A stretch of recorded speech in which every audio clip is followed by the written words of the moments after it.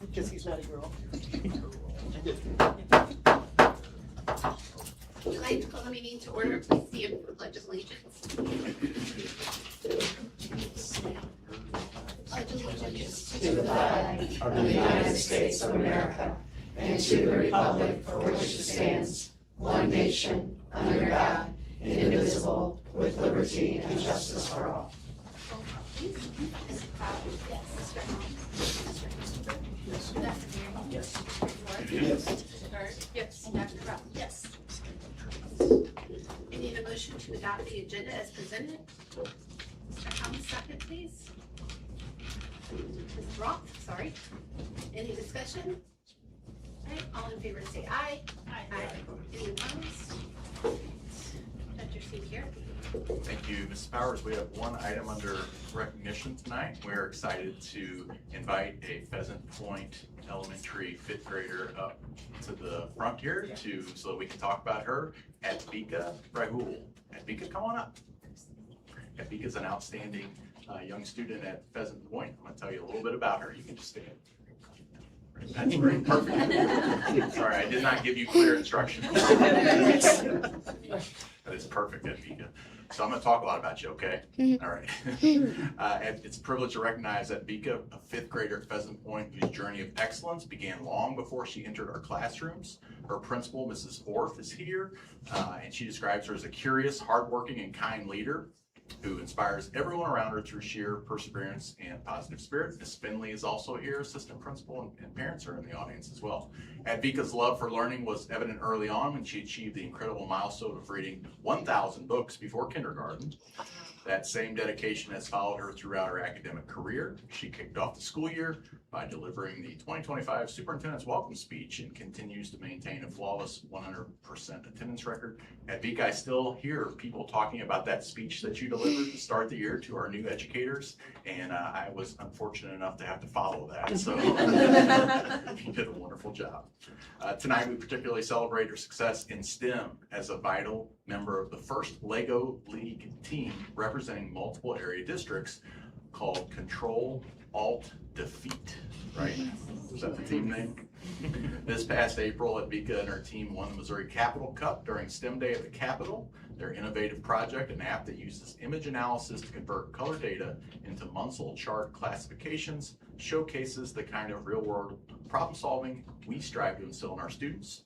Beyond her technical skills, Advika has excelled in language arts as a zonal level winner in the World Language Bee and as consecutive Fort Zumwalt School District Spelling Bee champion in 2025 and 2026, as well as St. Louis Regional Spelling Bee runner-up.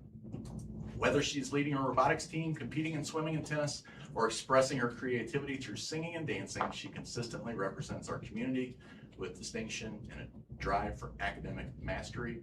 Please join me in celebrating the extraordinary accomplishments of Advika, student who embodies our mission to educate, empower, and equip students to excel. Congratulations, Advika. Thank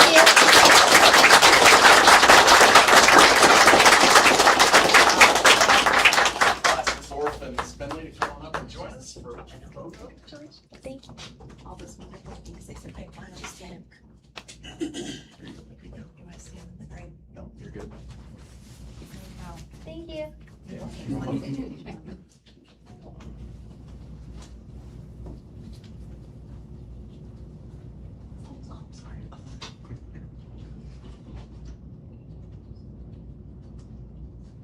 Thank you so much. Congratulations. Thank you.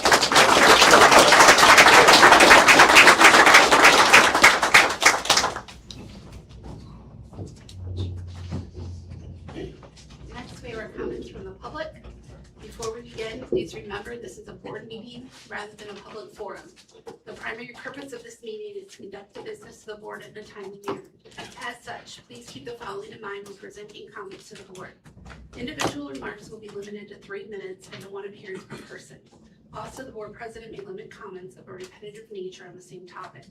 Generally, comments or questions directed to the board will not be answered during the meeting.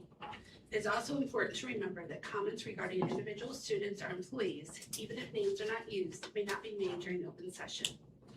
Finally, the Board of Education would like to remind speakers they are responsible for any potentially defamatory comments made during the public comment portion of the meeting. First up, we have Kim Garbs.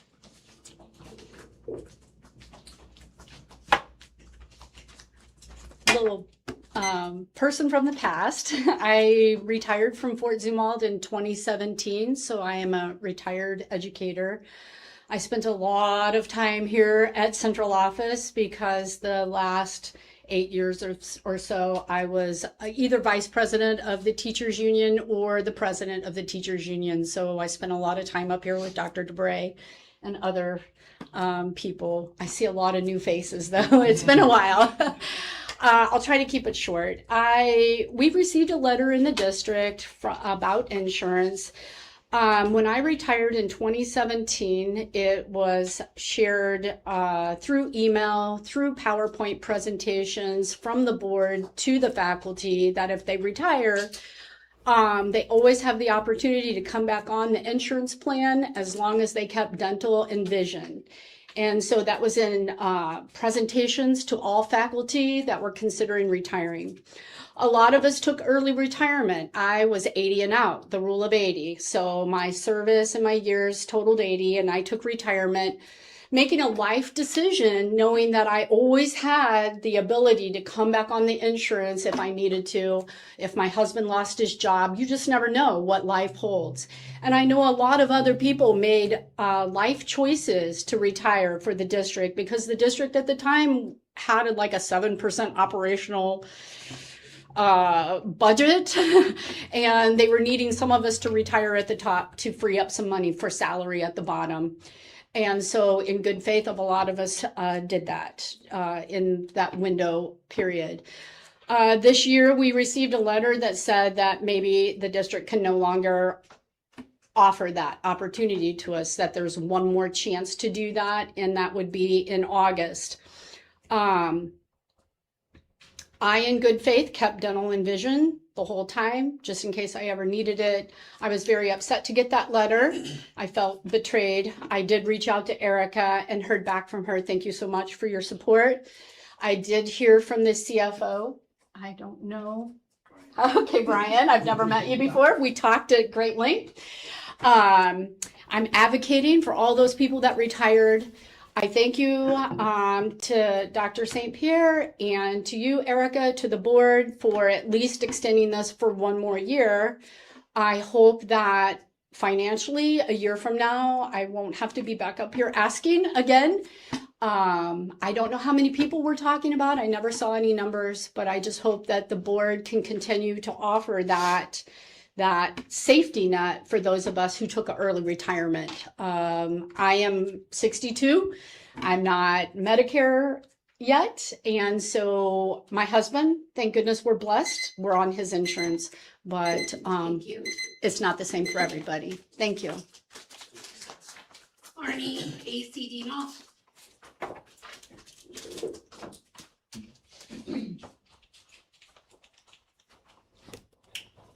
Good evening, members of the Board of Education. My name is Arnie C. A.C. Dinoff, Education and District Public Advocate. A couple things on the agenda that I'd like to discuss. First of all is the City of O'Fallon School Resource Officer Agreement.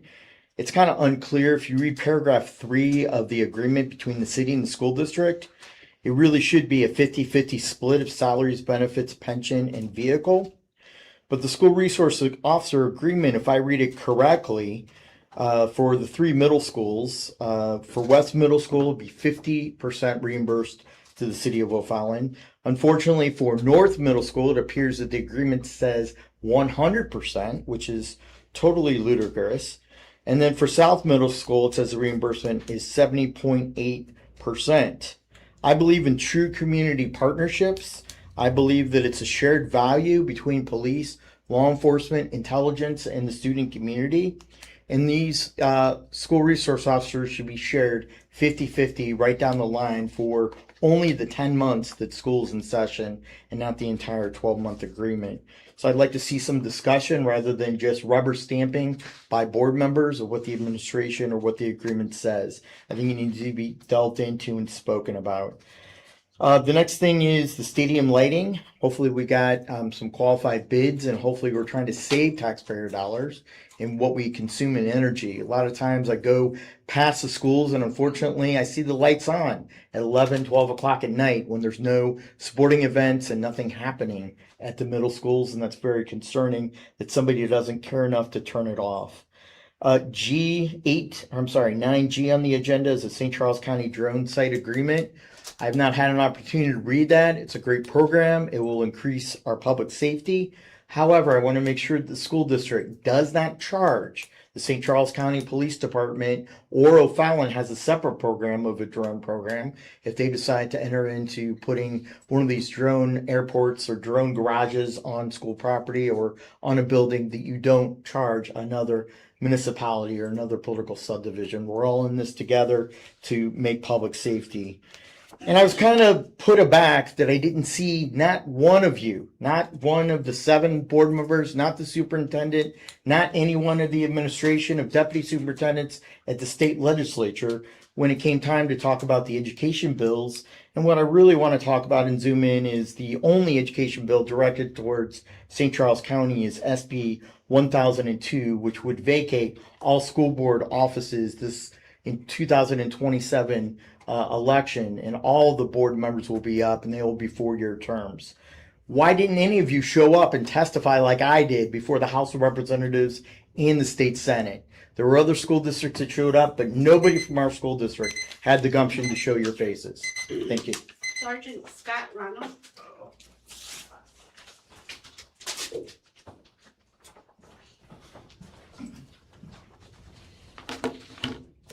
Good evening. I'm Sergeant Scott Ronald. I work for St. Charles County Police Department, and I'm the Assistant Commander of the Regional Information and Intelligence Center. I'm also going to be the commander of the Drone as a First Responder program. That's on the new business on the agenda.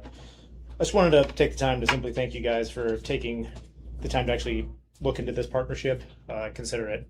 You know, this is a new avenue that we're looking at doing that's going to pave the way for public safety, school safety as a whole, not just for a specific location, but the entire region. So I really appreciate your time and consideration on this project. If there's any questions or anything that comes up, I'm happy to answer them. Thank you. Elizabeth Taylor.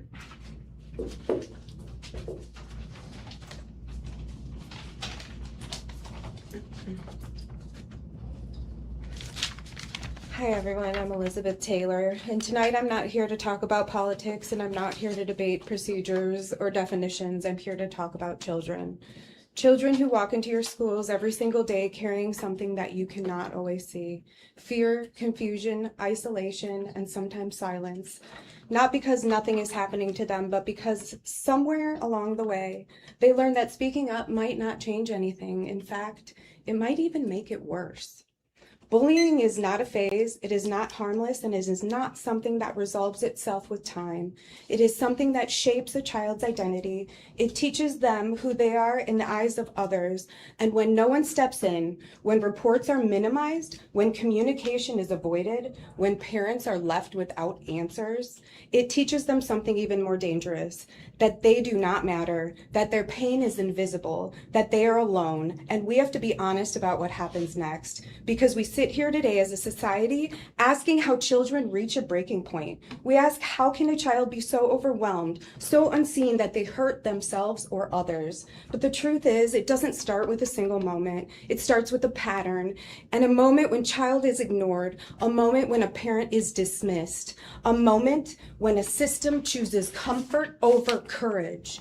And those moments build quietly until one day the question is no longer what happened, but how did this happen? You did not miss it. You chose not to see it. And that is what makes this so heavy. This is not about blame. This is about responsibility, because responsibility means we do not wait for tragedy to prove that something was wrong. It means the very first time a child says something isn't right, you listen. The very first time a parent asks for clarity, you respond. And the very first time harm shows itself, you act. Not later, not after review, not when it is convenient, but immediately, because every delay teaches the child that their safety is negotiable, and it is not.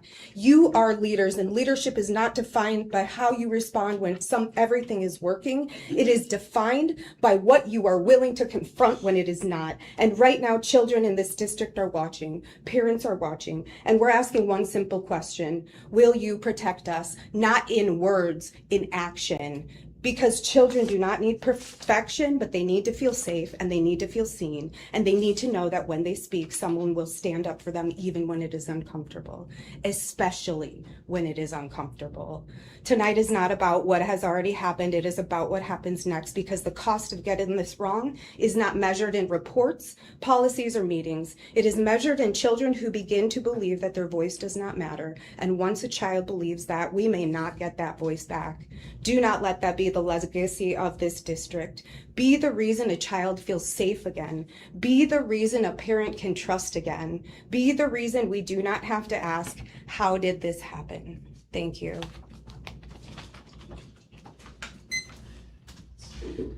I need a motion to approve the consent agenda as presented. Mr. Howell, second. Mr. George, any discussion? All in favor say aye.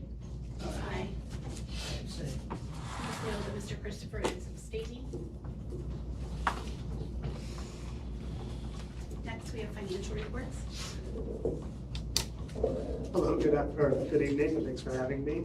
Today in the financial report, I was going to mostly focus on where we're looking at from year end, because that's coming up quickly. Unfortunately, I don't have much clarity to provide because I'm uncertain how some state revenues will finish during the year, particularly grant reimbursements. Last year, they partially waited until July, like 10th, to fund some of them. Well, that's great, we need the money, but we're judged on the balance on June 30th. So if that happens again this year, it could really increase the deficit we would face, or if they're all paid timely, I could see us having a decent surplus. I wish I had more clarity on this, but I don't. And when I present next month, when you see the full or the final budget presentation, as well as the amended for this year, I'm probably going to take the most pessimistic approach, because I'm going to be putting that together June 15th at the latest. We're not going to know those payments till about June 25th, so it's unfortunate. Similarly, for next year, just as I talked about last month and the next month before, we are looking at a deficit for next year of about $2 million. In some respects, it's better than what we were looking at. The state is cutting, we already know their payments are going to be $6 million less than fully funded. Well, we had said from the beginning, well, it's probably going to be about $4 million short. All right, baked in $4 million, so it's just that extra $2 million that's really pushing us into it. And we don't know that number until a couple of weeks ago. We've already had to approve teacher salaries. I know tonight's the science curriculum, new laptops, all that stuff was decided essentially months ago, and we don't really know the revenue source. So what we can look at is how to make this even for 2028, but unfortunately it's really just too late for next year unless we want to make some last minute cuts, to things we've essentially already ordered products. And then just moving forward, if I really had too much more on this year, I think I'm going to talk on the medical fund, which is part of our issue and why we could run into a deficit this year and next year. Just some of, I've talked about the steps we've taken in the past, but there's also some steps I'll get to. I need a motion to approve the financial reports as presented. Ms. Bird, second. Mr. Christopher, any discussion? All in favor say aye. Aye. Any opposed? Business? Under old business, we have a couple of items. Sorry. Under old business, we have a couple of items here. We're going to start with our fourth quarter continuous school improvement plan update, and Mr. John Schulte is going to take us through that. This pertains to mental health. We've got a student goal and a staff goal we're going to report on, and I know Ms. Tishy is here somewhere, I think. Yeah, there she is. And she may jump in a little bit as needed too, so I'll turn it over to Mr. Schulte. Thank you, Dr. St. Pierre. We are coming to the end of the road with our first CSIP. Over the past 3 years, we focused on the academic, recruitment, retention, efficiency, operations, climate, culture. And now today we're looking at providing updates on mental health.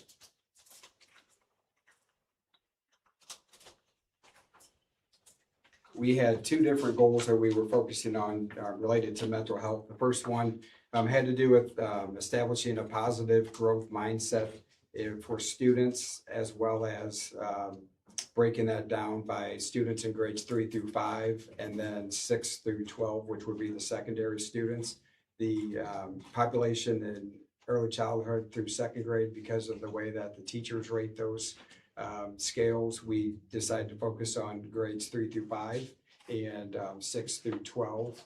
And so what you will notice as it relates to the 3 through 5 and the 6 through 12 students, we started at 61%, and the target was to reach 75% with grades 3 through 5, and then 64% with our secondary students. And in the midst of this, the Panorama survey itself changed quite a bit in September of 2024. So they changed some of the wording in multiple questions, and then they also deleted a number of questions and added new questions. So that survey kind of threw us for a loop during that September 24 cycle. So you can see where it's noted that dramatic dip there.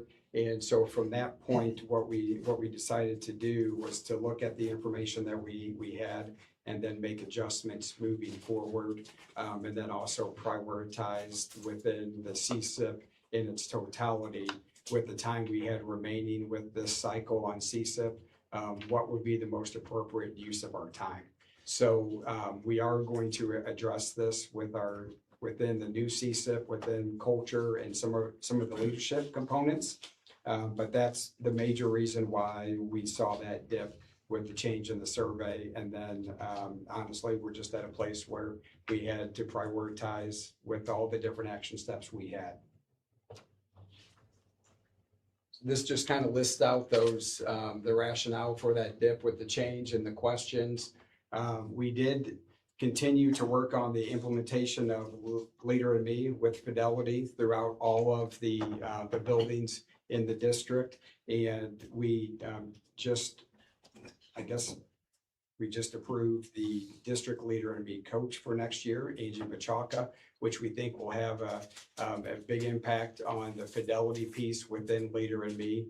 We have the individual coaches that work with the building, but having someone who's directly responsible for overseeing the implementation, we think will increase those results. And then we also understand that every building in the district is in a different place within their journey as it pertains to Leader in Me. So we made some updates to the elementary schedule, and we've scheduled in 15 minutes of leadership time each day. That's something new. It was not in place at the beginning of our CSIP cycle, but moving into this year and next, that will be in place. And we're still trying to get our legs underneath us and make sure that we're incorporating those Leader in Me lessons during that leadership time there.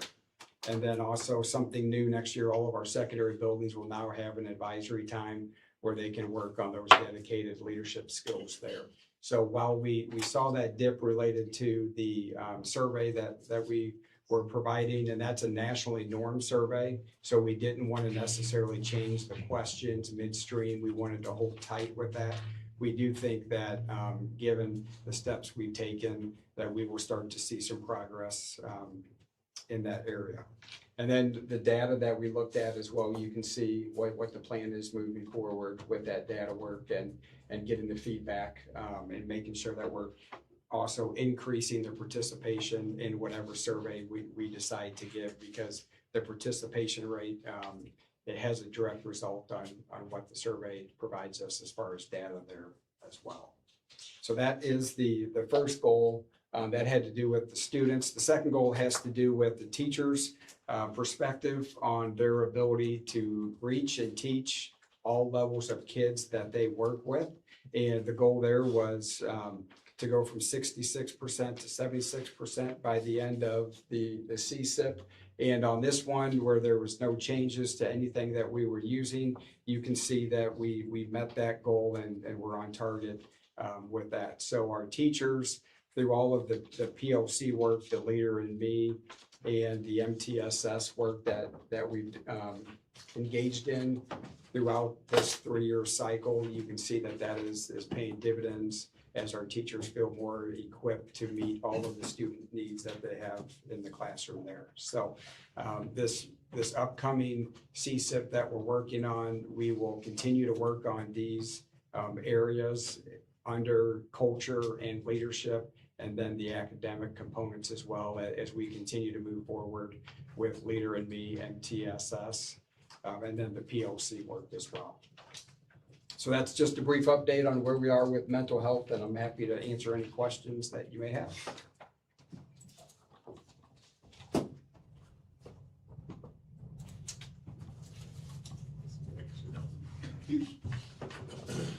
No action required. Thank you. Thanks, Mr. Schulte. Okay, no action is required on that.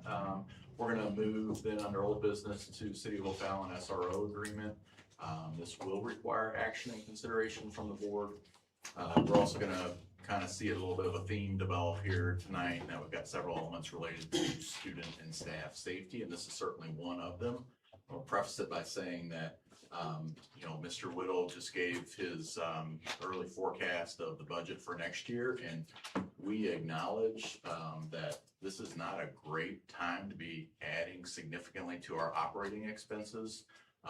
But as Mr. Whittle said, and this is an example, we've been planning on this with the City of O'Fallon since really we started in November, and actually the conversation started last year. And so we've been well down the tracks here. While we do acknowledge that we are facing some budget issues in this particular instance, and we'll talk through it, when we talk about student and staff safety and the ability that we have to significantly provide additional SRO presence in our middle schools, we believe that is the right move to make. So we have an existing agreement with the City of O'Fallon to provide school resource officers, and that is through the 28-29 school year.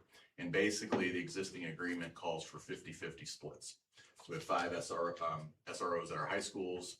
At our middle schools presently, that agreement calls for a half-time SRO at our O'Fallon middle schools, so West Middle, North Middle, and South Middle School. We actually were approached by the City of O'Fallon in November, and the question was, do you want to consider increasing that presence to a full-time at each of our O'Fallon middle schools? And we said, yes, very much so. We would like to start talking about that. O'Fallon has taken a new position in that any new officers that are added to schools, they are no longer working with that 50-50 split. They're increasing that to 100% school district obligation. Despite that, we have an existing agreement through 28-29 that all of our existing SROs are still going to be honored with that 50-50 split. But their position was that if we add any SRO allocation, that will go to that new threshold. This amendment to the agreement is incredibly convoluted and confusing, and it's because the original agreement is very convoluted and confusing.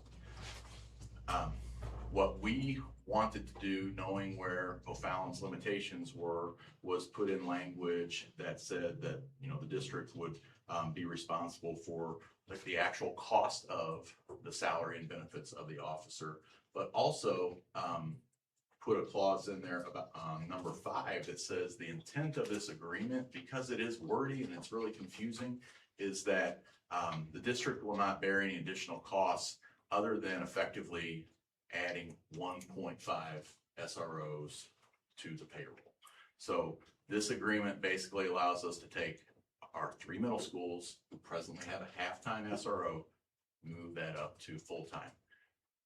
There is not a dollar amount associated with it because it's going to be actual cost of officers. Those officers and their benefits have not yet been exactly determined. So just like with our teachers and other staff, there's a pay range depending upon who fills those spots. The top end that we would expect for an officer would be $125,000. Okay, so multiplying that out, that's top end. We would be looking at not to exceed $200,000 for this additional to take us from halftime SROs at the middle schools, 3 of them, to full-time. The other caveat that we wanted to introduce into this language was that this would give us the ability to move the SROs to elementary schools in the areas if we had a particular and unique need.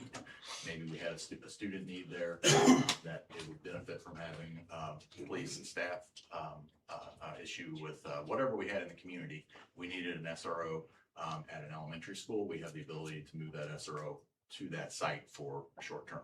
And we feel like that, again, is an additional enhancement that we would have for this agreement. So one thing that I do need to note is that we got a call from the city of O'Fallon at 4 o'clock this afternoon, and they said, we have an accounting error. And item number 4 in this agreement was very recently updated as of this afternoon, from 50% of the actual salary and benefits to 70.8% of the actual salary and benefits, and that's reflected in the packet in the documents that are available now. But because that was such a late change, I want to specifically point it out. However, that next item, number 5, kind of brings back home the essence of the agreement that we are entering into, that our total cost will not exceed that of 1.5 additional officers compared to what we're paying now. Okay, so we will monitor that and make sure that that stays in line, of course, with that. So happy to answer any questions that you might have when we get to that point, and look forward to your consideration. I need a motion to approve the O'Fallon SRO agreement as presented. Mr. Christopher, second. Sorry about that, Marion. Any discussion?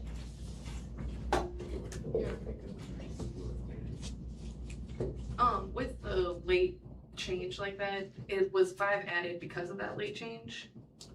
No, 5 was always in there. Okay. 5 was always in there. The city called and said we had an accounting error when we were calculating these percentages.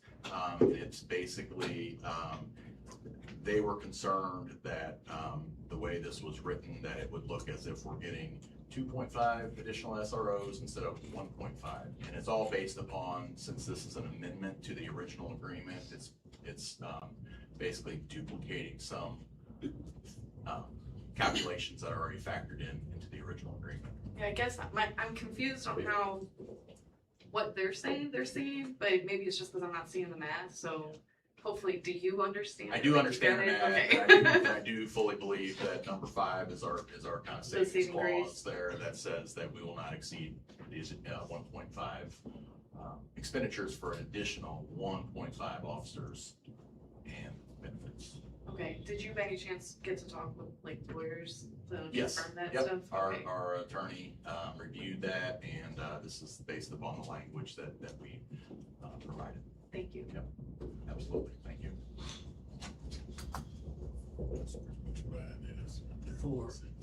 The same question you had. I was gonna ask, so to make sure I'm understanding correctly, for number 4 on here, because you said any additions would from now on be 100%, but the reason that's 70 is because they were already here 50% under the old Yes, agreement. under the old agreement. So that's another thing that's confusing. Yeah. It might help. And the 10-month versus 12-month, any new, Right. yeah, so that's confusing too, because our original agreement calls for 10 months. Their stipulation on any new officers is, that'll be a full 12-month. So that's additional, that's where that additional expense comes in, basically paying the full freight of salary and benefits of the officer. The stipulation is that we would have the officers available for our summer school, extended school year, any summer programming that we have, whereas typically that's been a little bit of a void for us in the past. So, and of course, I don't think anybody here we would all agree we'd love to still be splitting the cost, right? But we understand they're facing budget issues just like we are. And so that what we would have to consider is how important is safety? Are we gonna die on the hill that we will need to split it, or are we gonna go ahead and back up and provide it? Because it's either that or not have it. So I agree, it'd be nice. Maybe we'll get back there someday if things improve, but I'm not sure we will keep finding ways to take money out of revenue coffers instead of put it in. Yes. These are the kind of tough things that we're gonna continue to see. Yeah, and just, I'm the, sorry. and the entities like police that we work with are facing the same struggle, so it's gonna be a dance for a while. And just to forecast it out, you know, right now, if the trends continue, the city of O'Fallon has made it very clear to us, we're very fortunate in that we have this long-term existing base agreement that goes through 28, 29. Other school districts do not have that, but they have said, you know, that will change most likely. Once that expires, the 28, 29 agreement, then more than likely we'll have some significant additional expenditures because they anticipate that'll go up 100% of actual cost and salary benefits for all officers as opposed to 50%. So yeah, we don't like that, of course, and it does make for a difficult decision here. And We've however, also heard loud and clear from parents. And many times and places, more officers. we hear it from parents, we hear from staff that you know, they very much want additional police presence in the schools. And I'll say at the safety conference, it was said, you know, that's a deterrent, it's a big deterrent, so. So it's a matter of priorities. Yeah. Something we want to. Please speak in the mic, we can't hear. It's, you know, it's about prioritizing, right? So we have to make tough decisions, but if safety's a priority, then we might have to go somewhere else to make this happen. So it's unfortunate they can't meet us all the way, but I'm just glad they're willing to, because I know finding officers at all is a problem for them. So for them to spare a couple for us, we should really, yes, we may be paying for it, but they still have to find them, hire them, train them, and do all of those things, and that's big responsibility that we can't do. So we still appreciate that.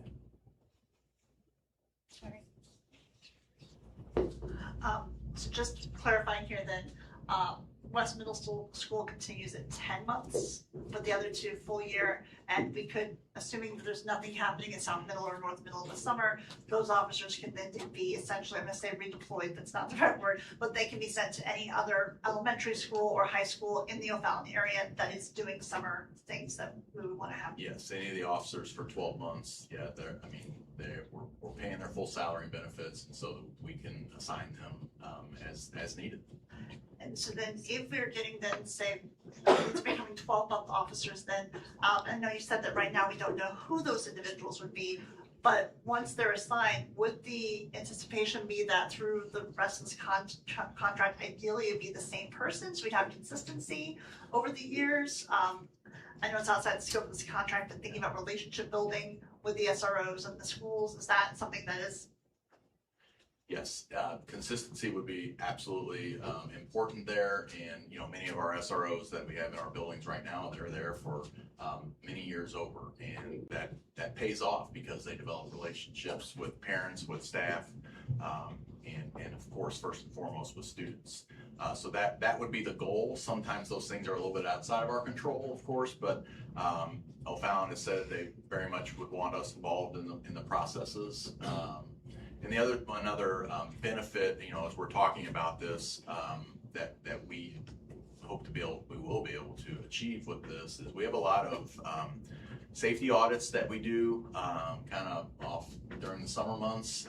You know, walk in buildings, we do safety checks, and we can engage our partners with O'Fallon Police to help us doing some preliminary work, some planning work related to just overall safety. And Jeremy and I have talked about that. So, you know, we're looking forward to getting benefit from that piece. I did have a question about the hours. So I know summer, you said we now can use that service during the summer as far as summer activities. Is there a certain number of hours weekly or daily that we have that we can utilize this service, or is there a window of time, like, you know what I mean, from 8 to 8? Yeah, I don't know that we would have the ability to flex hours, but you know, it would be a full-time equivalent position, so 40 hours. Okay. I had a related question about that, because I know in the 50 split sometimes, we have the issue of them not arriving by school or arrival time, start time, because of muster or some meetings. Yeah. If we're paying 100%, is that problem eliminated? It sure should be. I would hope so. I will get clarification on that, though. I would appreciate that. Yeah.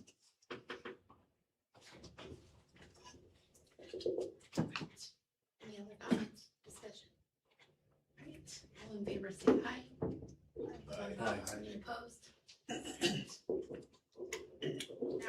Thank you. A couple of items in new business. We have our science, two science curriculum items that we will present to you tonight. And Ann Green and some science teachers are here as well to talk. And I know Ms. Waters may want to kick us off. Yep, thank you, Dr. St. Pierre. We have Mrs. Ian Green here. She's got several teachers from both the middle school and the high schools that were part of her writing teams. And they're going to kind of present A&D up here at the same time this evening. So I have Phil Kayat from South High, teaches AP Chem and Accelerated Chem, and then Heather Anderson from West High's electives, general, pretty much everything. Heather teaches it. Lauren Waldrop and Becky Patterson both teach 6th grade at DeBray Middle, and then this is Mr. David Staines, who teaches also AP Chem and Accelerated Chem at East High. So pleasure working with them and the other 53 teachers that were part of the writing process this year. Real quick, we'll just do a quick thank you for our adoption last year. Quick overview of the writing teams, the process. There'll be a couple of links to the actual curriculum documents and what our recommended resources are, and then there'll be a cost analysis sheet. So last year, this is just a snapshot of some of the equipment that you guys purchased for us during the last adoption, and the teachers just really loved it. Just like the censored carts right there, for instance, that blue cart, kids can literally pick it up and make it do things and see the graph in real time. So it makes that graph mean something to them. So just things like that. And so Phil's going to tell you a little bit more about the chemistry items. So some of the chemistry items we gained were some spectrophotometers and calorimeters, which are, well, in terms of chemistry learning, a lot of it's very abstract and it's hard to see because it's things we actually can't see. So using equipment like the spectrophotometers allows students to run reactions in terms of equilibrium, which is one of our standards that we teach. They can actually use this to see as the reaction is taking place. It measures how much light is absorbed by colored solutions, and they can figure out how much with different starting conditions where we end up with our equilibrium. Our happy atoms modeling kits, again, things are kind of abstract in chemistry and hard to see, so that is allowing students to model what different molecules look like, and as reactions run, we can show what the different outcomes would be and how atoms are put together. And that spectral analysis thing, that allows students to see a lot about the structure of atoms and how light works. So we have different elements and so forth that produce light, and we can look at them with these things called spectroscopes that show us a lot about what the structure of the atom is and how the electrons are moving around in those atoms and so forth. So it's a big benefit to students when we're learning things that are abstract, that they can actually see the things. Thank you. These are our middle school writing teams. They wrote 4 courses because there's an accelerated course for 8th grade. And then we wrote 4 AP courses this year. So Physics 1A is the algebra-based AP Physics, and then the C is the calculus-based. And then, of course, chemistry and biology. And then we wrote our 4 electives. By the way, these are all semester courses. We wanted to give the kids more choice if they decided to go this route to get their science credits in. And then as far as our writing process, we followed something pretty similar to the last time. We started this a couple of years ago, just kind of doing a needs assessment for the courses. They've been piloting, they're probably tired of it by now, but they've been piloting materials for a couple of years. Every teacher had access to every pilot. So it wasn't like I didn't select a group of people, it was all or nothing, they all got it. And then started some research, and then looking at other people's curriculum. We even talked to people in the industry, like the zoo, for instance, writing zoology, professors, and just some different surveys that went out. We aligned the standards, and then we finalized our writing process and did some assessments here this semester. So Becky's going to tell us a little bit about her experience as a writer. So I've been in the district for 24 years. So this is I think the 3rd time I've written curriculum. So every experience has been different, but this has been wonderful. We've been able to get together, talk through the process, look at each other's assessments, and we don't get to see each other building wise very often. So it's very important for us to kind of come together as 4 different buildings, especially in the middle school, to make sure that we're all thinking the same way, looking at the curriculum, coming with common assessments. That way that we know that all of our students, no matter what part of the district they're in, are getting the same type of education. Thank you. And then David's going to tell you a little bit about AP and chemistry in general. Well, I was actually prepared to talk about the alignment, Yeah. the vertical alignment So the slide that we're going to take a look at, I think it's the next slide, it highlights the work that our science teams have done to build a stronger curriculum across the district. The teachers piloted multiple instructional resources and provided feedback through surveys and collaboration. From there, writing teams worked vertically across grade levels to align the standards, break down learning targets, and identify essential skills that students need for each course. The photos on the right show a part of that collaborative process, organizing the standards into units and then identifying the big ideas that connect the learning throughout the year. So finally, this work resulted in an updated curriculum guides for both middle school science and high school electives and the AP courses, giving teachers clearer instructional support and stronger continuity for the students across the district. Yeah, thank you, David. We used a tracker to keep track of what we were doing from each course, from that way we wouldn't lose any ground when we went from writing to writing. So Lauren's going to give us a little bit about her perspective. Yeah, so this was a new perspective for me, obviously being a newer teacher. It was really great, again, getting to collaborate with everyone, being able to see everyone in their different points in their career, being able to really break down the standards, dive into them, and look at all those different resources. We were able to really concentrate our ideas a lot more and kind of make these objectives connect across the different units. So it was great. Thank you. Those are the links to the actual curriculum documents. And so when we were thinking about the courses, especially those electives, because they use a lot of the same standards that the state provides us, but going into these particular, we wanted to make these courses a little bit more of a deep dive into more specific topics. So Heather's going to talk to us a little bit about what we did with astronomy meteorology. So I'm kind of in the same situation. This is year 29 for me. I've been in the district 28 years. I've written curriculum, I guess, like 3 times for multiple of the courses. So this year I wrote for astronomy, meteorology, and environmental. With astronomy, meteorology, I was also one of the teachers that is part of the joint program with NASA.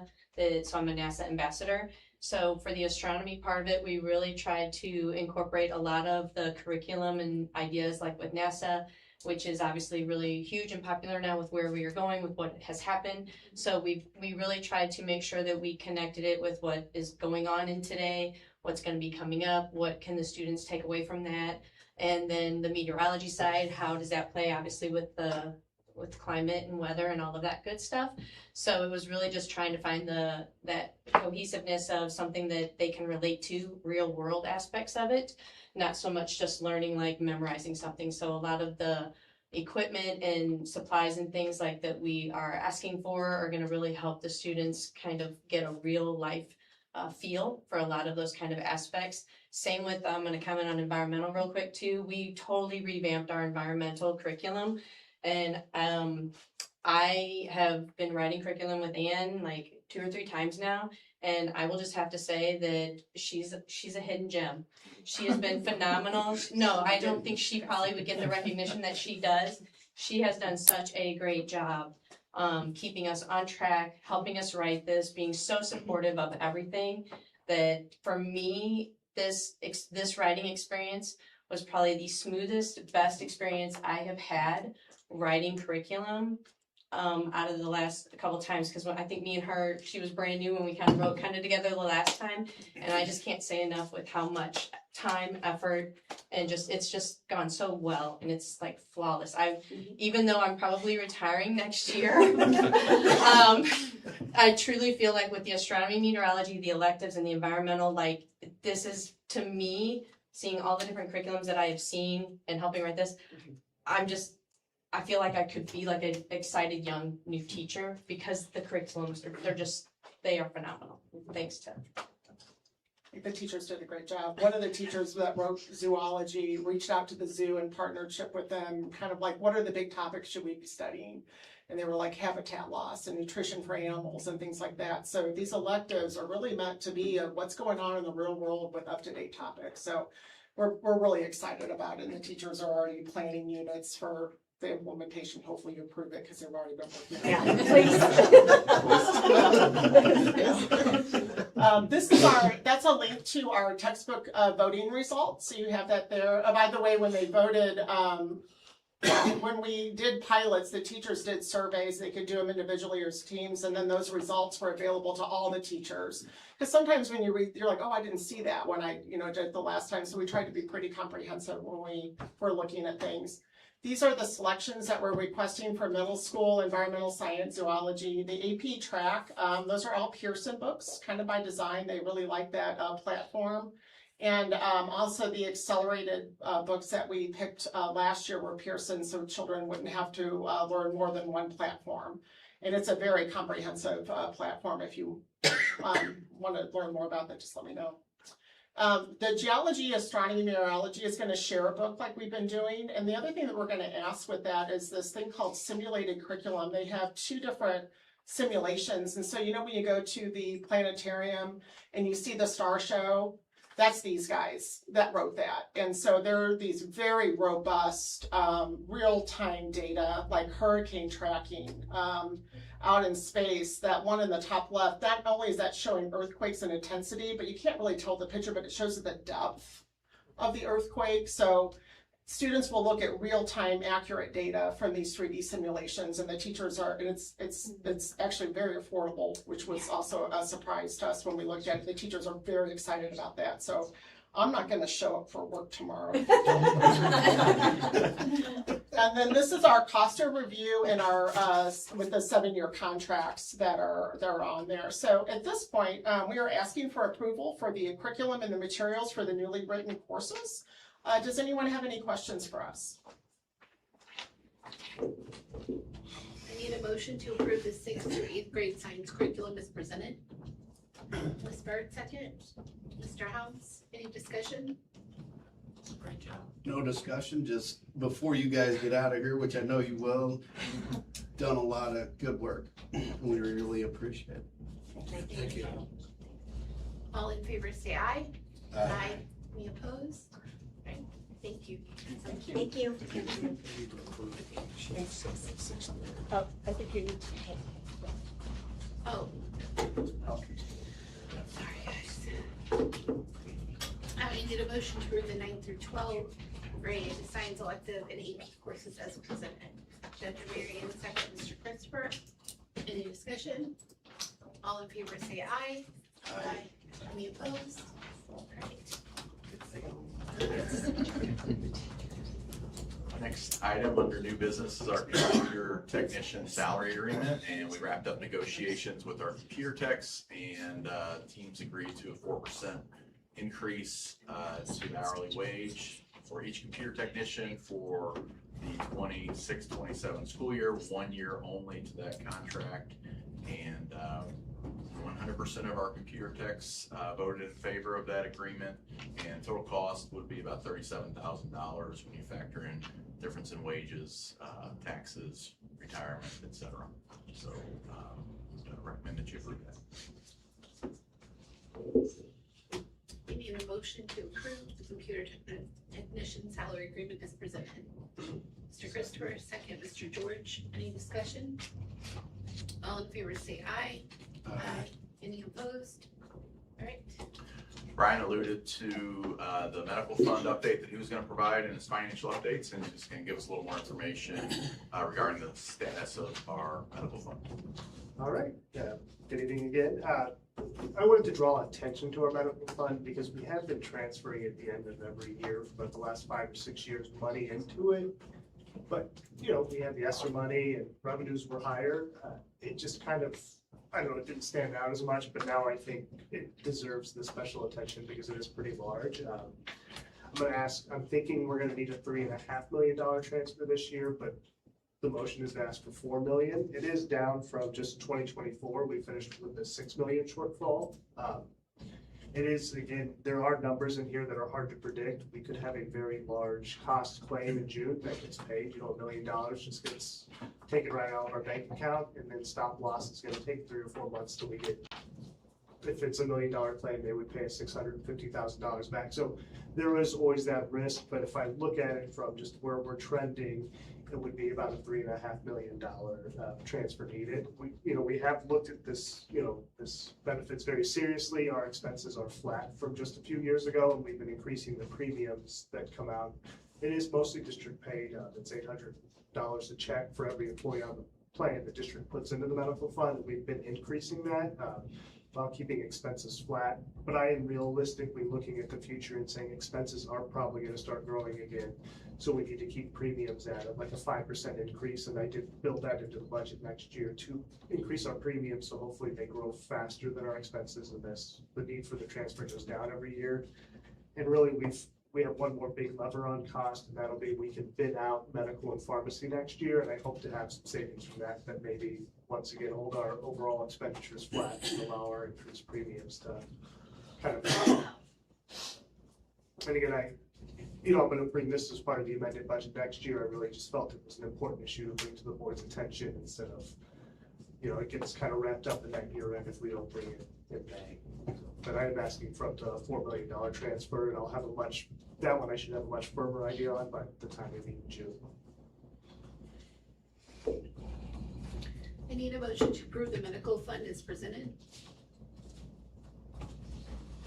Mr. Allen, second. Mr. George, any discussion? All in favor say aye. Aye. Any opposed? Next two items will be Mr. Moore. We're going to talk about stadium lighting at West High and North High. This will be a bond expenditure that we're going to talk about. Mr. Moore is going to explain a little more what we're doing.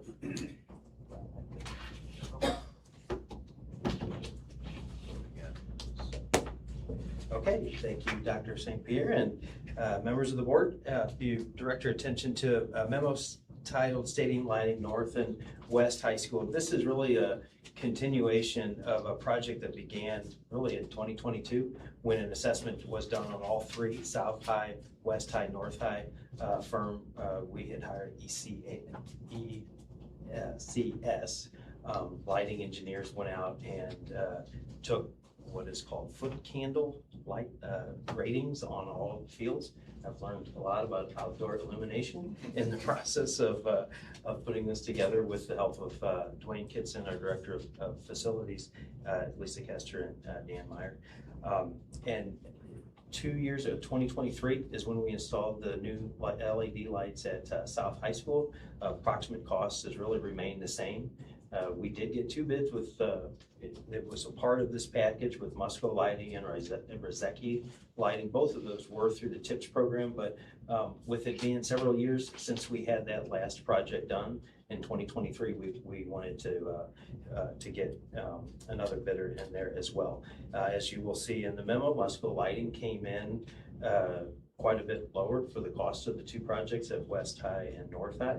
$323,000. There's a little bit of a bump at West High lighting at $174,000, about $25,000 higher than the North High. That simply because of a data line that will need to be run. It's purely just geography of where the electric they need to get to at West High versus at North High. It's right there near the site, and they're gonna have to run a little bit further for West High. This will put three of the fields then in the position with the LED lighting, where really it's a 10-year warranty. Anytime a bulb's out, they will go in and replace it. If you notice in the memo, we spend about $8,000 a year that is just in the lighting. We also have to rent equipment. We have to get the heavy equipment gets on the tracks. Usually it goes on the same spot because the light poles don't move. So they have to, that's a little bit of wear and tear on the track. And with this upgrade, all that kind of goes away. And so this really will be, once we get these three schools in place, and then we're going to work with ECS again to kind of see where we are with East High. Probably not an immediate need, but we will be getting close to the 20-year mark at East High, and that's about where these things start to age out, especially with those halogen lights. So yeah, I can answer any questions if you have them. But Jeremy, would you speak to a little bit about the lumen rating and what those tests revealed and what the ideal range is and where we were? Just yeah, sure. Really put me on the spot there. Yes, with so those lumen ratings, that the measurements that came out in 2022, what they do is they and Ms. Kester did this in the fall of 2022, November, a brisk winter night. She went out there with the lighting engineers and they go throughout the football field with the lights on and they mark out certain areas to see what it's measuring. What a foot candle measures is what is the light output or the lumen output, where they stand, not what the bulb puts out, but rather how much light is being produced on that part of the field. The rating is really optimal at 50. So when we put a brand new one in, that the 50-foot candle lighting will be, that is optimal. Now every year that drops down a little bit, but 30 to 50 is optimal. When we ran that, or ECS put that together, South High was by far the lowest areas of the field in the single digits, especially as you move further away from those lights. So the end zones were in some single digits. So that was what we addressed first. Going back and looking at that as we prepared to wrap up north and west. West is probably, if I were to rate them, west is going to be a little bit more in need than north, mainly because they've never been upgraded. 1999 was when the building was built. So they've just been replacing those bulbs. So they had some in that 15 to 20 range. And then North High a little bit better because we did, those lights are probably a little less than 20. So we did some upgrades with, for those of you that maybe remember, they had telephone poles with lights on them in North High for a long time.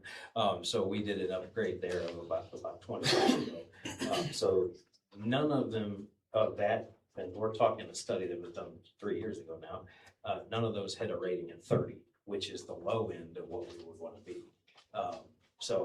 Yes, it is needed. We have this, and this is part of the athletic improvements that we talked about within the bond for the last time. So with having this teed up and the board approval, we're hopeful to get these in before the start of the football season. We have been assured by Musco Lighting that they will not, so if something were to happen and we get into this project this summer and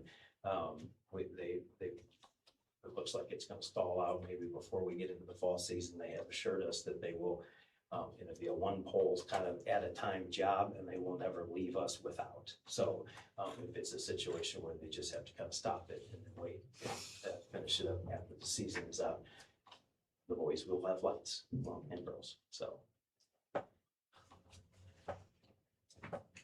I need a motion to approve the North High School, West High School stadium lighting as presented.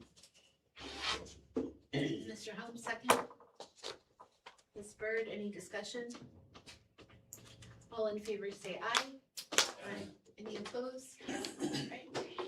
Continuing on with the safety team, Mr. Moore's back up. Yeah, thank you, Dr. Chair.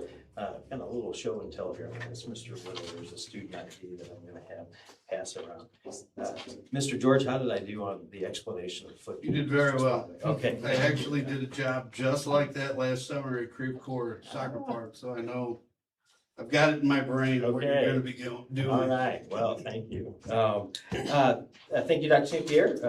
Ladies and gentlemen of the board, you have another memo in front of you. With regards to an expansion that we would like to do with our student RFIDs. Mr. Whittle just handed this was a pilot program that we did at Osman Elementary. I have a few folks in the crowd today, a principal at Osman, Mr. Jennings, our Director of Transportation, Jeff Schwebker, JB Meddy, our Director of Technology, was a big help with this. And then really just as a bonus that I didn't know was going to happen, we have a parent of 2 Osman Elementary students, Ms. Tishy, who was here for an earlier board meeting. She was also, as a parent, got to kind of experience this from that end as far as this expansion that we did. And this really was a bit of kind of an evolution of this project began last summer when we started. The board had approved a company that called TransFinder, has been a part of our transportation system for a long time. We did some upgrades with some GPS and some navigation. Last summer, we put all of our buses were outfitted with iPads. And with that company, then we were able to utilize routing systems that went into those iPads. So like you may use your iPhone for directions in your car, very, very similar technology now exists within our school buses. Students that are assigned to those buses, their routes are put in, The system matches up, and Jeff, I'm looking as a head nod, matches up with focus, and they can, so really what happened from last summer, the start of that, we did not have RFIDs in place, but rather we had some, very gifted tech folks in our Department of Transportation, as well as our technology department, that created individual QR codes for students. This is at our elementary schools. And they utilized it was really a badge that we created. And as students would enter to the bus, they would scan the kiddo's QR code, and that would then enter them onto to the iPad that then essentially they signed onto the bus. That was really an internal mechanism that our folks could see, folks at Transportation, Mr. Jennings and his office staff could see that. It wasn't a system though that parents could necessarily see because we didn't have that RFID component. So we were really in kind of a phase of kind of starting that out. So then about January of this year, I want to say, we started looking at what will that take to get this next step or next part of this evolution of the RFIDs in place. So started this project really before the Christmas break, and then I think officially we kicked off probably about February, because again, we wanted to start at a much smaller scale. 300 plus kids, 6 to 8 buses, and not jump into this, because certainly and we found some glitches, right, JB? And so we wanted to do that with a little bit of a smaller scale than going fully into the project. So students were at Osmond Elementary were issued their student ID badge, as you see across passed around, and really then it really, with elementary school kiddos too, it's just kind of a trial and error to see how it goes. So Mr. Jennings did a great job of communicating out to the parents that this was gonna be a process that we wanted to put into place. We had RFID scanners installed into all the buses. They connect to the iPad, and then as the student walks in, they touch the scanner, and then checks them into the bus. So all of that then can be seen by our transportation folks, by the office staff. So again, it provides a great accountability piece for those of you that have been parents and you believe that your kid's going to be coming home that day and jump off the school bus, and then they don't. There's a bit of fret involved with that, because you're expecting them to get off. You may have forgotten that they're staying for the school play practice or something, but we've all been there. I myself have with my daughters, certainly. So this is going to give a little, an ability to kind of see that as well. So our parents have been utilizing the Stop Finder app. Jeff, I think, what did you tell me the numbers? We're at about 25% usage. So if we have 16,000 available, we're into the high 4,000s. So it's been very well received. Yeah, and that is something that really just started again this year. And what we anticipate is with this project expanding, we're just going to get more and more folks signing up for that. And again, it's a system that it provides accountability on our side, from the transportation side, but then also a lot of comfort for the parents too, to be able to know what time the student got on the bus, and then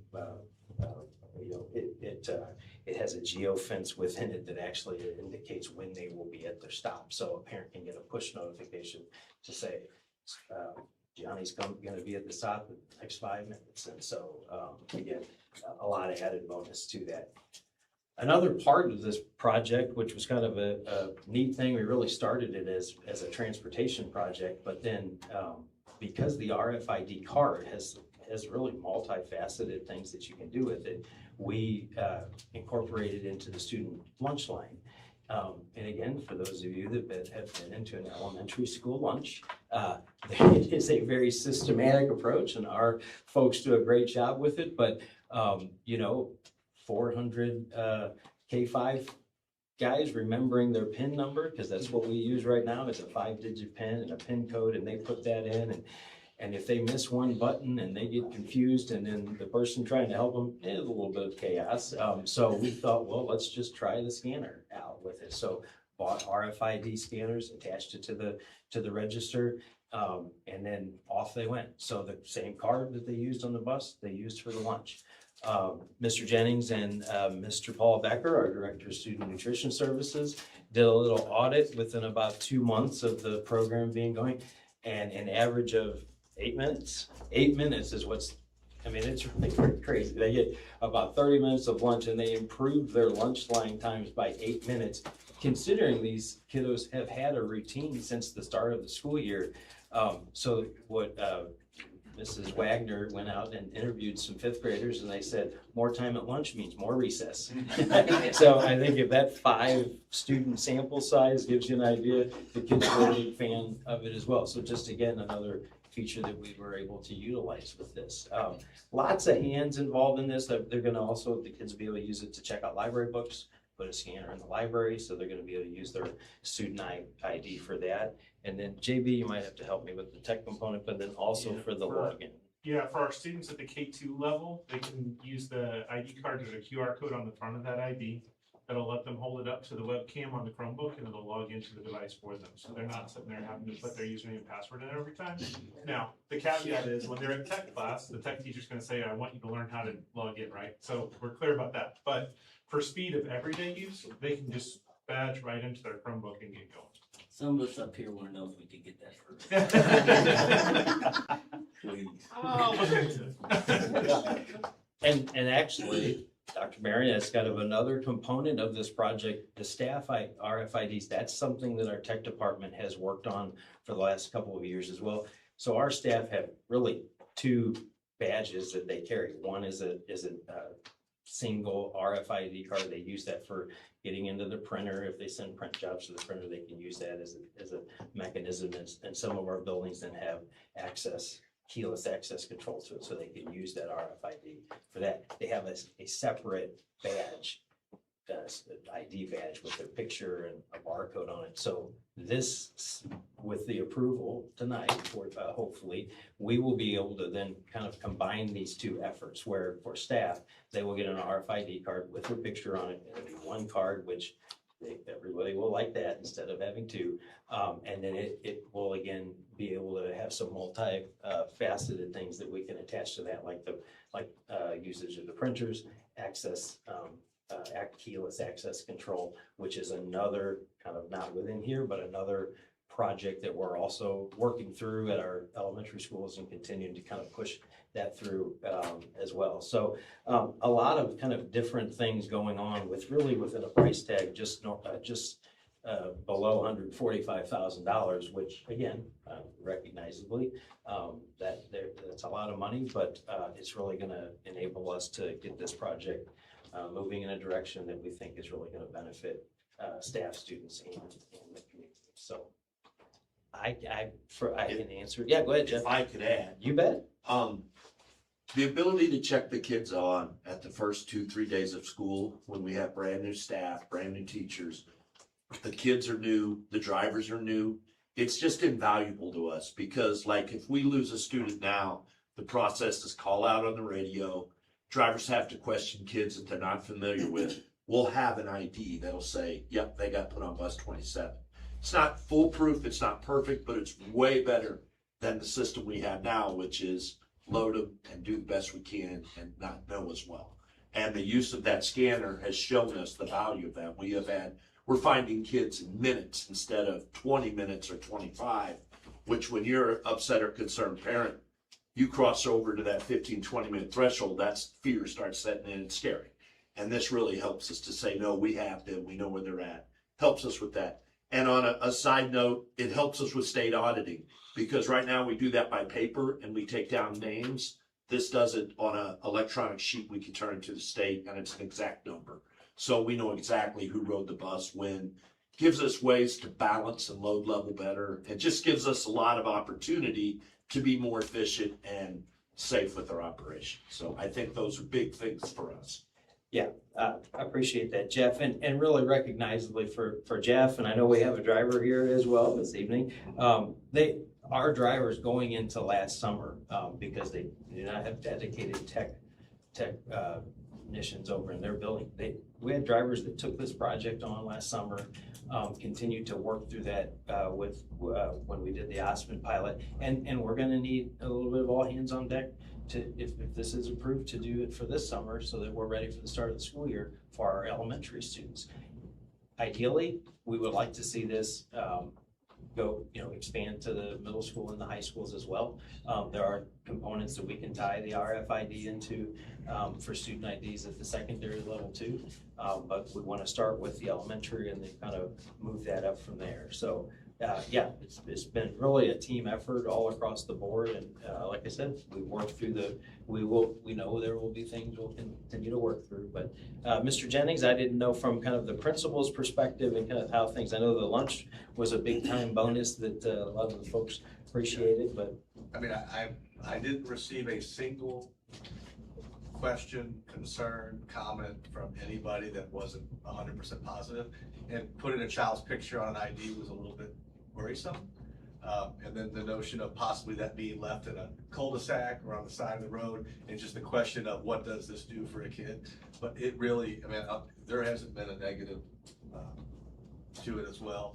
And then the logistical pieces will work themselves out. We put the systems in place that schools can do, and because it was just the first time they've done it, and now it's what they do. And so the kids have been great about it, being very responsible, and the loss of cards or having to reprint cards was very minimal.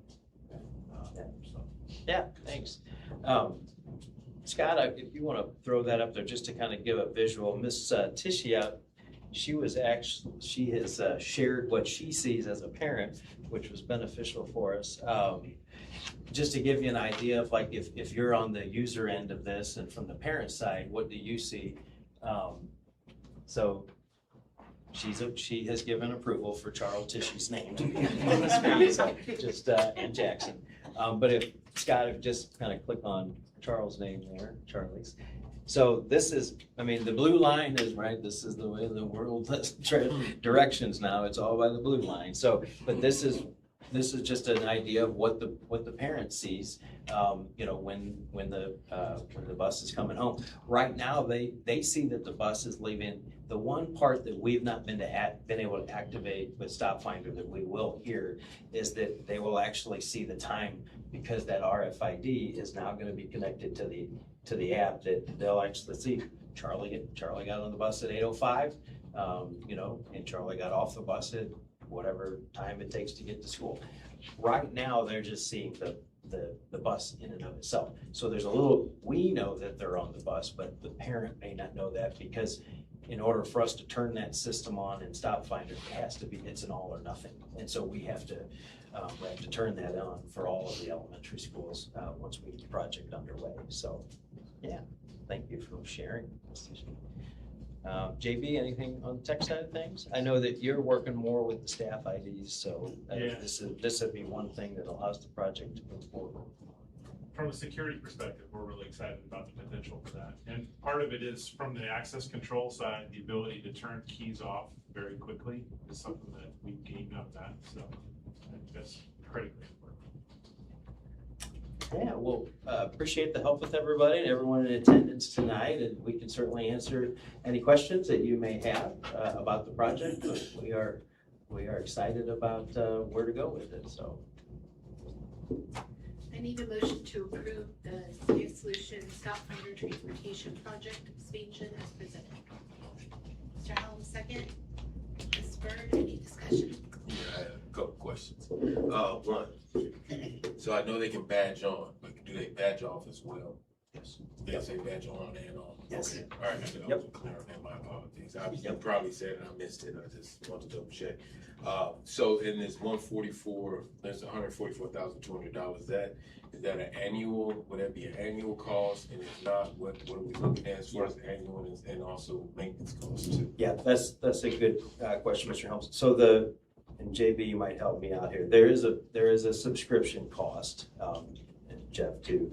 $72 a user, a licensed user, after this initial investment. Yeah.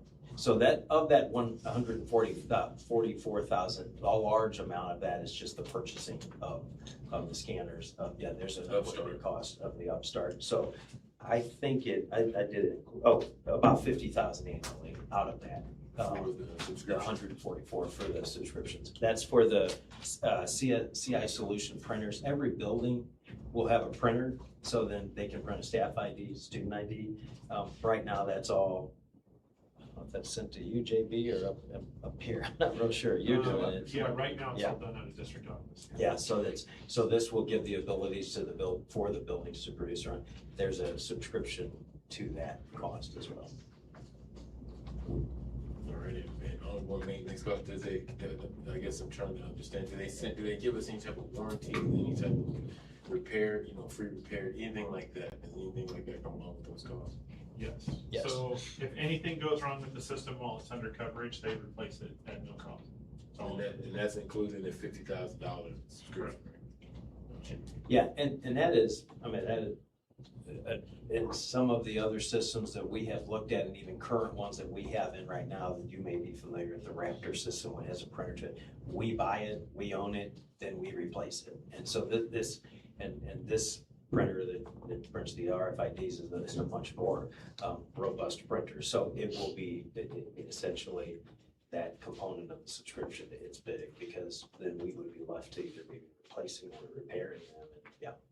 An additional part of that is not just the printer and the maintenance, it's also the software package that comes with it. So if we need to program a card for a new student, we tie them into Focus. We know the student is there, but then it also goes out and reaches out to TransFinder and programs it for that. It reaches out to Lunchtime and programs it for that. So with one click, we are able to print the card and update all that information across multiple systems. And that's included in that annual fee. Any other questions? Yes. What happens if a student shows up at the bus stop and they don't have their ID and the bus is there? Can you walk me through that? The screen on the bus has the faces of the students that get on at that stop, and the driver can manually input them. They just touch them, and so it's the same, either the RFID scan or the touch. We currently just use the touch, but this is a secondary. It'll become secondary to the primary of the card. Thank you. And then for nutrition and the library, would they still have access to be able to enter their PIN so they can still have the regular? Okay. There's always still manual lookup. Thank you. And then I understand, so it sounds like the school has been replacing the cards as needed, as they're damaged or lost. What's that timeline like to get the new card to the student? The child or the teacher comes to the office, we reprint a new card. Right. So each individual, with this new type, would each individual building has the printer to be able to, awesome. Yep. So it's immediate. Right there at the building. Awesome. And then how often are they replaced just regularly? Is it every new school year, new card, or is it only when they switch schools, or what does that look like? Yeah, that's a bit of a piece we're probably going to work through a little, because though, as you saw with the card, there's a picture, there's a grade level. Mm-hmm. And ultimately, we would like to reuse the card, because like I think Mr. Jennings yesterday, you collected them all, correct? But in thinking through that, I think one of the options with CI Solutions that they had presented is that you do not have to put the grade, or if you do not want to put a picture, or we thought maybe we do, it's kind of like a K1-2 has the pick, a 3-4-5, and then when they transition, if we want to stick with the picture. So that'd be something because conceivably a student could use the same card for 5 years, which, is a pretty good savings at $1.85 a card. So, yeah. Absolutely. That's probably one of those things we really need to kind of work through.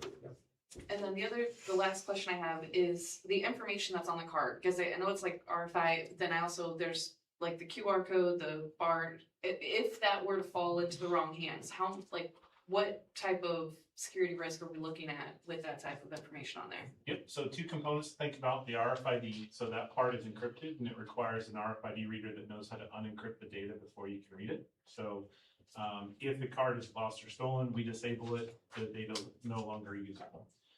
For the QR code, that's actually working with a system we call ClassLink. It's another resource that we utilize that allows us to do that. What we are teaching staff next year is how to go in and recode one of those So when we have to reprint a new ID card, we actually go in first and reset that QR code, which makes the old one completely unusable. And doesn't have any tied information to it. It's also only usable with ClassLink, so it's not like if you scan that QR code, it's gonna say little Jane's name on there. It's just a code that when you go to ClassLink, it knows what to do with that code. So it's pretty obscure, and then all we have to do is click a button, it changes that QR code, we print it onto the new ID card when we have to replace it. Thank you. So essentially, if they're not on a bus or in a school building, they can't do anything with it. Correct, yeah. Any other questions? Alright, all in favor say aye. Any opposed? Thank you.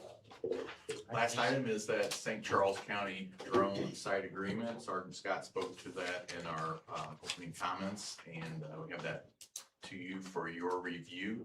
The ask that St. Charles County Police came to us several months ago was, can we get permission to dock a drone on one of your roofs? And this would just be for timely and critical incident response. Is a strategy that the police use to get a drone up so they can really quickly assess an emergency or a crisis situation and provide more timely response to that. And so they would like to dock a drone at our West Middle School for starters. And the county bears all the cost of installation. We have vetted this with Music, our insurance company, and have gotten the green light with our attorney, have gotten the green light, and our policy allows for it, drone usage as if approved and as appropriate. So we are always, eager to partner with law enforcement in areas in which we can, and this appears to be one of those. So we have this agreement for your consideration. I need a motion to approve the St. Charles County drone site agreement as presented. Dr. Marion, Mr. Christopher, any discussion? I do have a question. Wait, so when exactly would be, I know you kind of broadly, but what do we, like, can you give me scenarios when this would be? Yeah, oops, I'm so sorry. Like when this would be deployed? Yeah, and I would say scenarios when it would be deployed, traffic accident on Highway K. And I think it has a 3-mile radius, I believe, that they can cover from the dock site. So, maybe perhaps there's a bad traffic accident on Highway K. We're talking about West Middle. They pop that drone up and they are right there, eyes on the scene, and they can determine what do we need to do to best respond to this incident. There could be, perpetrators that they're pursuing, throughout the area, and they've used that before. I know we've had experience with an individual that was being tracked down in the north part of O'Fallon, and the city of O'Fallon launched a drone up, and it was able to detect heat in the woods and found this person right away. And so we went from a situation where we were worried about, are we going to have to delay school, cancel school, something like that, because they were concerned about an individual in the community who shouldn't be there. And they immediately resolved that concern. So, I would imagine the uses are endless, and I probably didn't even do it justice, but that's the first example that came to my mind. We won't be tracking down kids skipping school or anything. We will not be tracking down kids skipping school. We will not be giving them rides back to school on a drone either. I did have another question. So have we confirmed that we don't, I guess, do we know if anything needs to be added or adjusted or built or cut, or, you know what I mean? Like, there's anything, have we confirmed that the building can facilitate that in its existing We have, state, yeah. or does it have to be? Good question. We have to run electric to it. County's gonna take care of that cost, as needed. And then it's just a pad that's gonna sit on the roof. And, we've examined that site with our maintenance department, and, we believe that it can accommodate it without, any, intrusion to the roof or anything like that. Doesn't void our roof warranties, anything like that. I had a couple questions. Do we know how much noise, or I assume someone knows, how much noise it makes when deploying and when coming back to redock? That is a good question, and that is one question I do not have the answer to. So Sergeant, I might have to defer to you. Yeah, it's about the level of loudness or decibels of a vacuum cleaner. It'll be on top of the roof. So that's if you're standing next to it, is that Standing loud? next to it, yeah, Okay. on top of the roof. there will be no intrusion on the school. I would highly doubt that anyone outside the school would even hear it, Or inside the school? inside or outside the school, Okay. they hear it. Do we know what's directly under that? Well, yes, someone knows. What is directly under where they're gonna?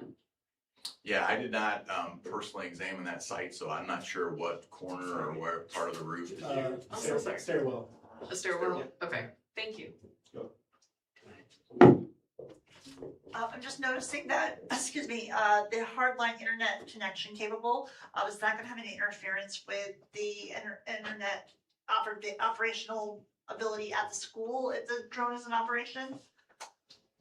It shouldn't, that is all that's gonna be up for debate on your IT, but there's a specific requirement for how much, bandwidth that it requires.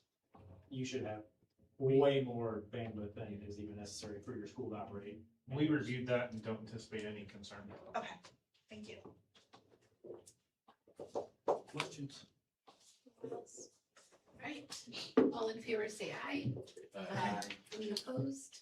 All right, thank you. All right, comments from the board. Dr. Marion? Thank you very much. I don't have a lot of comments tonight, other than I appreciate the work. I know we're starting to wrap up the school year, which is a relief and also a lot of work. So I'm gearing up for all the graduations this weekend, so that'll be exciting next weekend.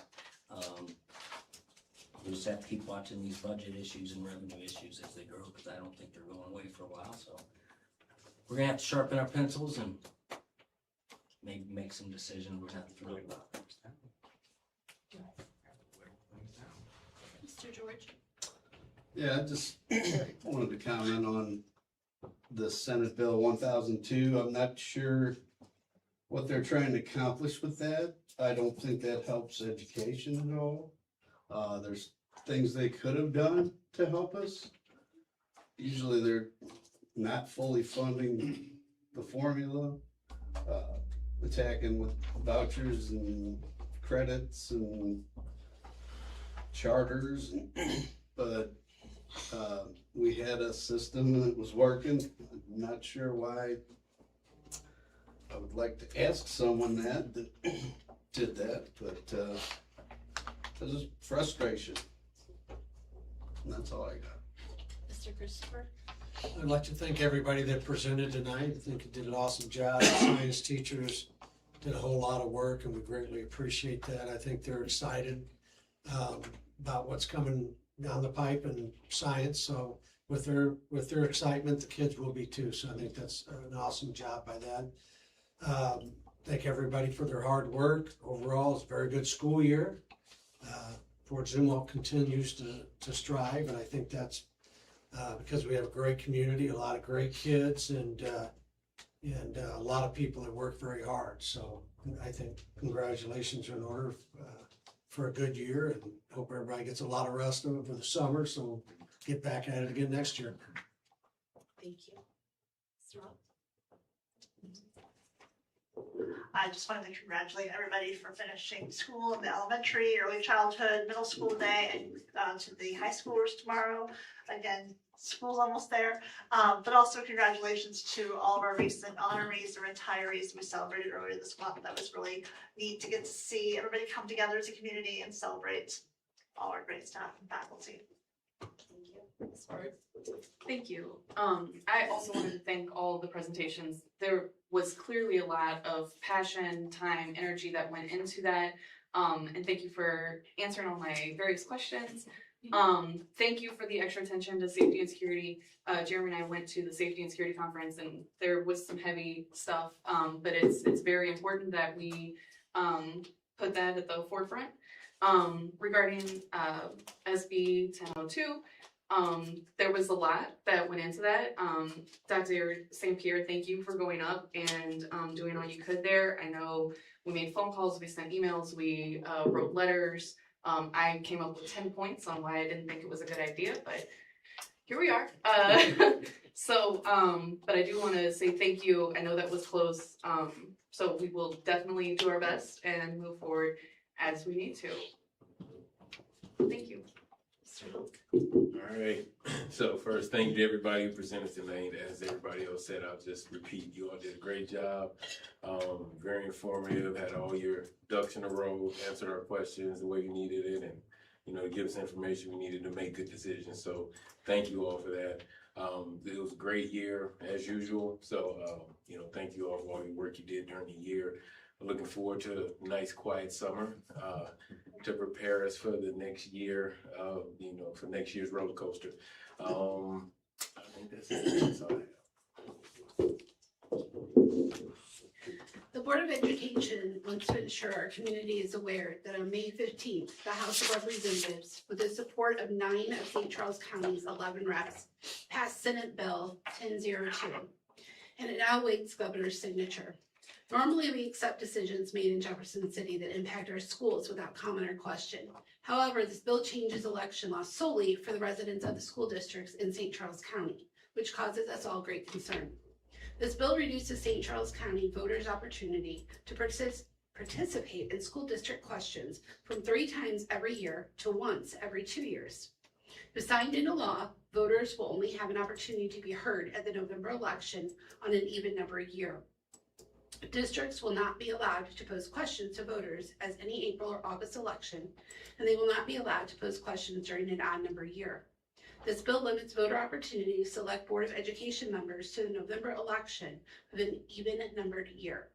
It extends board member terms from 3 years to 4 years and shrinks the opportunity St. Charles County voters currently have to select at least 2 members each calendar year, and every 3rd year 3 members. We, the members of the Fort Zumwalt School District Board of Education, are deeply concerned by this limitation of our rights and, more importantly, of your rights under the Missouri Constitution, as they are available to residents of every other county in the state. If you share our concern, please make your voice heard before Senate Bill 1002 is signed into law.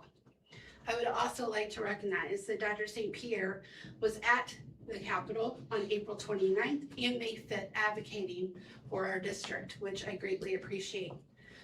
Many of us on this board called, spoke to, sent letters, had personal meetings, and we were not listened to, which is extremely disappointing. But we're not going to stop.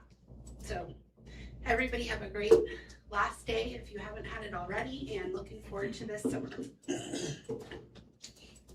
With that, this concludes our agenda, and we will not return to open session after the closed session. I need a motion to go into closed session in accordance with RSO 610.021 to discuss the approval of minutes from April 16, 2026 closed session meeting, hiring, firing, promotion of personnel. Mr. Helms, second. Dr. Marion, any discussion? Roll call, please. Mrs. Powers? Yes. Mr. Holmes? Yes. Mr. Christopher? Yes. Dr. Marion? Yes. Mr. George? Yes. Mrs. Bird? Yes. And Dr. Brown? Yes.